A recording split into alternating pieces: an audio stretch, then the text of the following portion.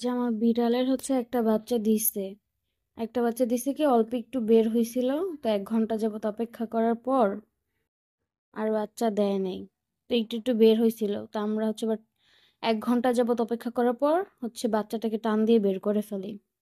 এখন আরো বাচ্চা আছে কিনা মনে হইতেছে যে বাচ্চা আছে, বাট এখন হচ্ছে যেমন করতেছে।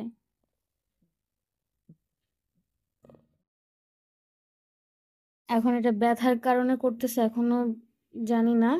আর রক্ত এমন পড়তেছে না, স্বাভাবিক।